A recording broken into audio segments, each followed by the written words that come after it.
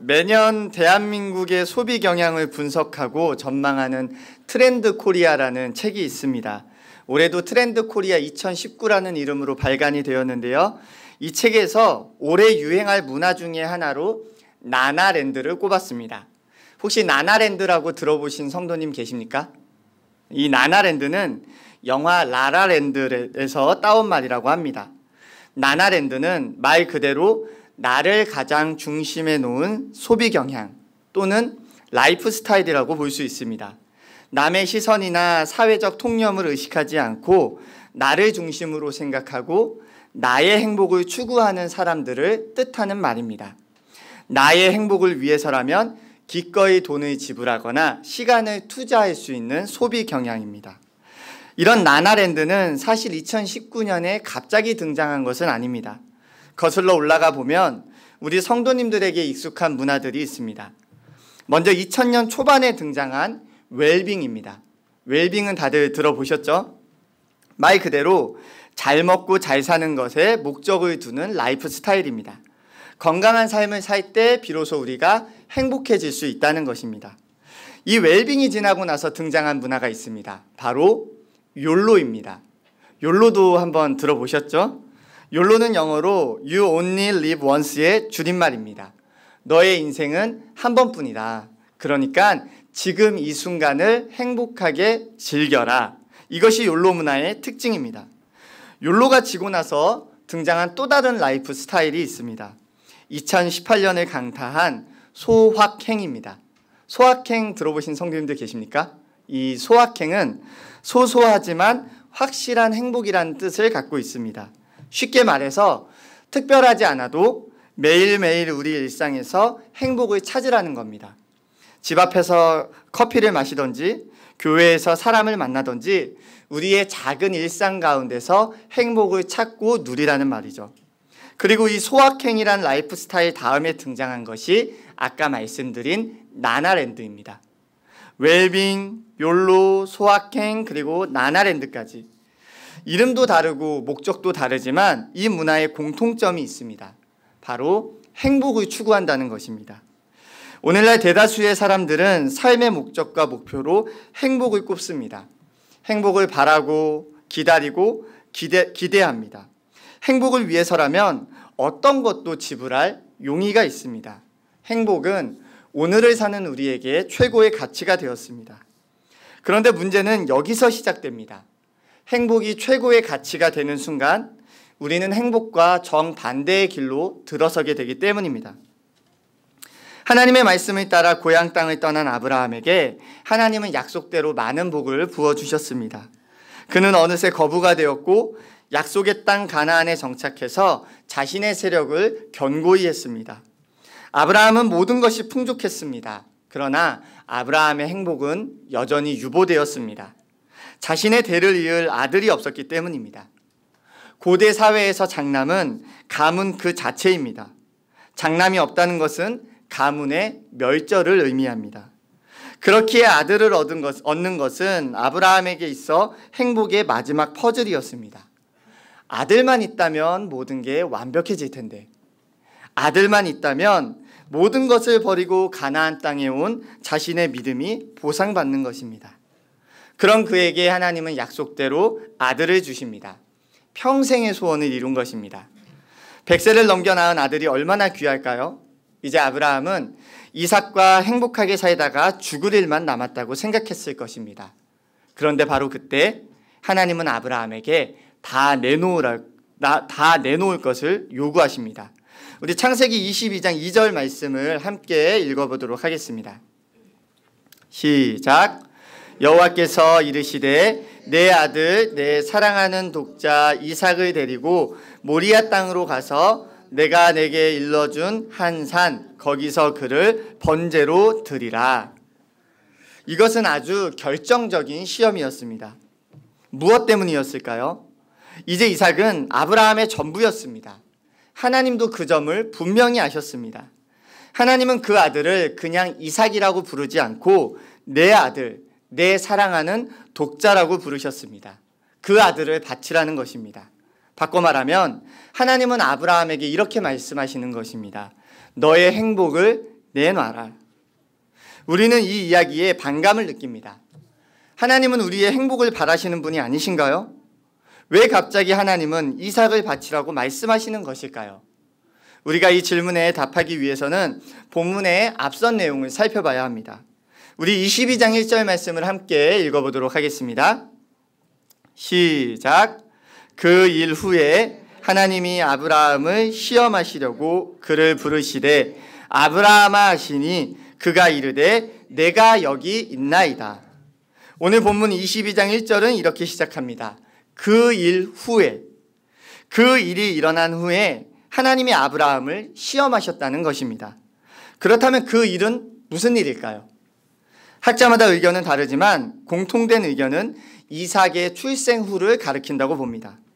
이삭의 출생 후 아브라함의 심경에 어떤 변화가 일어났다는 것입니다. 창세기 12장에서 아브라함이 하나님의 말씀을 따라 고향 땅을 떠난 이래로 아브라함의 삶은 하나님의 말씀을 따라 사는 삶이었습니다. 그는 가라는 하나님의 말씀 앞에 갈 바를 알지 못한 채 순종한 사람이었습니다. 그런데 이삭의 출생 이후 삶의 무게중심이 이동하고 있었습니다. 이제 이삭을 사랑하고 이삭을 잘되게 하는 쪽으로 방향이 틀어진 것입니다. 평생을 기다린 아들이 이제 하나님의 자리에 들어선 것입니다. 오늘 우리의 삶을 돌이켜보길 원합니다. 하나님의 자리에 다른 것이 들어오는 것은 참 쉬운 일입니다. 정신 차리지 않으면 행복이라는 미명하에 다른 것들이 하나님의 자리에 들어옵니다. 자녀가, 돈이, 직장이, 건강이 어느새 최고의 자리에 올라가 내 삶을 이끌어갑니다. 리디머 처치를 담임하고 있는 팀 켈러 목사님은 자신의 책 만들어진 신에서 이렇게 이야기합니다. 우상이란 무엇인가? 무엇이든 당신에게 하나님보다 더 중요한 것이다. 무엇이든 하나님보다 더 크게 당신 마음과 생각을 차지하는 것이다. 하나님만이 주실 수 있는 것을 다른 데서 얻으려 한다면 그게 바로 우상이다. 행복이 우리 삶의 최고의 가치가 될 때 하나님은 목적에서 수단으로 전락해버립니다. 아브라함이 이삭을 낳고 나서 그의 기도를 멈췄을까요? 아마 그는 더 간절히 더 오래 기도했을 것입니다. 아브라함이 이삭을 낳은 후에 그의 예배가 무너졌을까요? 아니요. 아브라함은 더 간절히 예배했을 것입니다. 그런데 달라진 점이 하나 있습니다. 목적이 달라진 것입니다. 하나님과 친밀한 교제를 위한 기도는 이제 이삭의 안녕을 위한 기도가 되었습니다. 하나님의 영광을 위한 예배는 이제 이삭의 복을 비는 예배가 되는 것입니다. 하나님은 이것을 바로잡길 원하셨습니다. 하나님은 아브라함의 수단이 아닌 목적이 되길 원하시기 때문입니다. 그럼에도 불구하고 우리에게 질문이 생깁니다. 하나님의 방법이 너무 과격하기 때문입니다. 왜 하필 이삭을 바치라고 하신 것일까요? 속죄제를 드리거나 100일 작정 기도를 하거나 회개 기도를 하면 안 되는 것일까요? 여러 온건한 방법이 있음에도 하나님은 가장 과격하고 직설적인 시험을 하십니다. 그 이유가 무엇일까요? 바로 하나님께 순종하는 것과 사랑하는 아들 이삭 중에서 하나를 택해야만 하는 일이 없는 한 그는 자신의 사랑이 우상 숭배로 변하고 있음을 알 길이 없을 것이기 때문입니다. 다행히 아브라함은 하나님의 의도를 깨닫습니다. 그는 지체하지 않고 이삭을 하나님께 드립니다. 잘못된 우선순위를 바로잡으려는 것입니다. 우리 9절과 10절을 함께 읽어보도록 하겠습니다. 시작. 하나님이 그에게 일러주신 곳에 이른지라. 이에 아브라함이 그곳에 제단을 쌓고 나무를 버려놓고 그의 아들 이삭을 결박하여 제단 나무 위에 놓고 손을 내밀어 칼을 잡고 그 아들을 잡으려 하니. 정말 대단한 믿음 아닙니까? 아무리 하나님의 뜻을 깨닫게 되었다 하더라도 어떻게 아들을 향해 칼을 들 수 있을까요? 아브라함의 행동은 척이 아니었습니다. 그는 실제로 아들을 번제로 드리려고 했습니다. 만약 그의 행동이 연기였다면 하나님이 그를 말리시지 않았을 것입니다. 하나님은 사람의 모든 마음을 살피고 계시기 때문입니다. 11절 말씀을 한번 읽어보도록 하겠습니다. 시작. 여호와의 사자가 하늘에서부터 그를 불러 이르시되 아브라함아 아브라함아 하시는지라. 아브라함이 이르되 내가 여기 있나이다 하매. 하나님의 다급함이 느껴지십니까? 아브라함은 그 자리에서 이삭을 하나님께 드린 것입니다. 그러자 하나님이 이렇게 말씀하십니다. 12절을 제가 한번 읽어보겠습니다. 사자가 이르시되 그 아이에게 내 손을 대지 말라. 그에게 아무 일도 하지 말라. 내가 내 아들 내 독자까지도 내게 아끼지 아니하였으니 내가 이제야 내가 하나님을 경외하는 줄을 아노라. 바꿔 말하면 이제야 네가 하나님 사랑하는 줄을 아노라 라고 말씀하시는 것입니다. 우리 하나님 참 어려운 분입니다. 가장 아끼는 그것을 내어놓아야만 하나님은 우리에게 너가 나를 사랑하는지 이제 알겠다라고 말씀하시기 때문입니다. 어떤 사람들은 이 본문을 읽으면서 이런 속 좁은 하나님은 믿을 수 없어라고 이야기합니다. 정말 우리가 믿는 하나님은 속이 좁으신 걸까요? 저는 어렸을 때부터 그 패션에 관심이 참 많았습니다. 그래서 구두도 좋아하고 정장도 좋아하고 거기에 많은 돈을 써보기도 했습니다. 성도님들 잘 모르시겠지만 오늘도 제가 굉장히 지금 굉장히 신경 쓰고 왔습니다. 티가 좀 나나요? 굉장히 네. 아무튼 이제 제가 멋부리는 것을 우리 목사님이 너무 잘 아십니다. 제가 목사님과 알고 지낸 지 이제 10년이 넘었지 않습니까? 그래서 제가 새 옷을 사고 또 새 구두를 사고 기쁜 마음으로 목사님을 만나면 목사님이 저를 보면서 항상 하시던 말씀이 있습니다.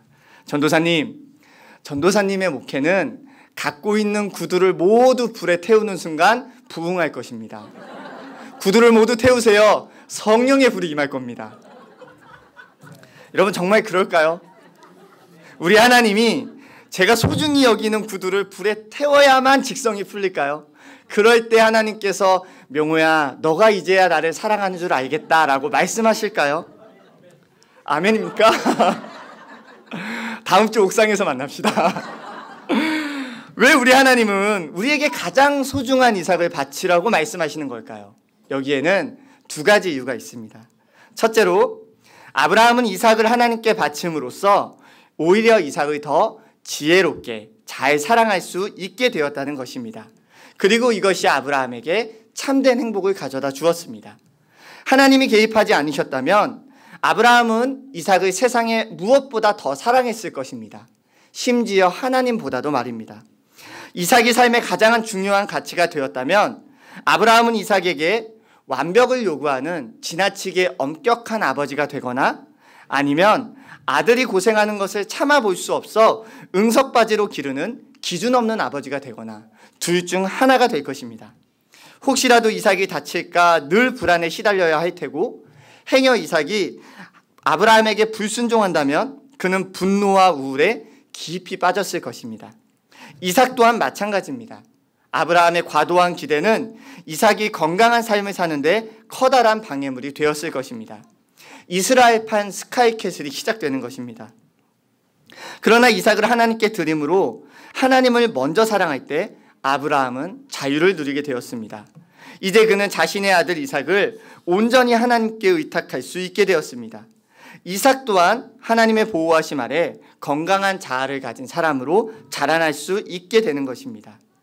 진정한 행복의 비결이 바로 여기에 있습니다. 하나님을 최우선 순위로 삼는 것입니다. 오늘 여러분의 이삭은 무엇입니까? 기꺼이 하나님께 드릴 수 있게 되기를 바랍니다. 드리는 척이 아니라 진정으로 하나님께 드릴 때 참된 행복과 자유를 누리게 되는 것입니다. 두 번째로 하나님이 우리에게 이삭을 바치라고 말씀하신 이유는 하나님이 우리를 위해 가장 소중한 아들을 먼저 포기하셨기 때문입니다. 2000년 전 갈보리 언덕에 또 다른 장자가 나무 위에 달려 두 팔을 벌리고 죽었습니다. 하나님의 사랑하시는 아들 예수 그리스도입니다. 예수님이 십자가에서 나의 하나님 나의 하나님 어찌하여 나를 버리셨나이까 외치셨을 때에 하나님은 아무 소리도 내지 않으셨습니다. 무엇 때문일까요? 바로 우리 때문입니다. 하나님에게 있어서 우리는 수단이 아닌 목적이었습니다. 하나님에게 있어 우리는 최고의 가치였습니다.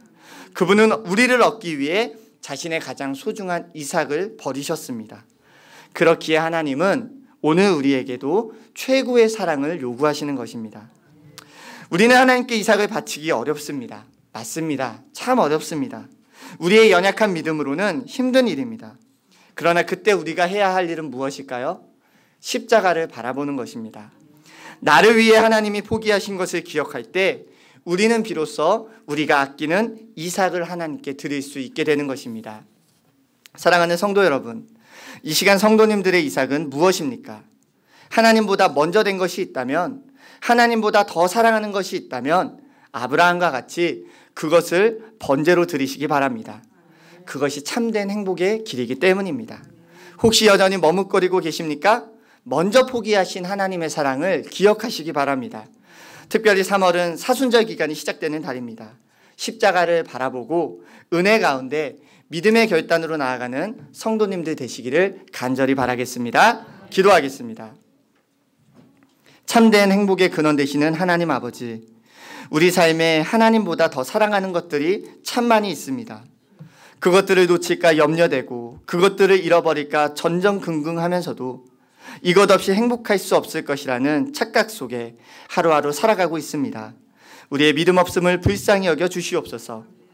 아브라함이 이삭을 하나님께 바침으로 이삭이 더 행복한 삶을 누렸던 것처럼 우리도 내가 지고 있는 내 삶의 이삭을 하나님께 드릴 때 참된 안식과 행복이 있음을 누리게 하여 주시옵소서. 우리를 위해 먼저 예수님을 포기하신 하나님의 사랑을 기억하고 우리 또한 주님을 위해 아낌없이 내 소중한 것을 드릴 수 있는 귀한 믿음의 사람 되게 하여 주시옵소서. 예수님의 이름으로 기도합니다. 아멘.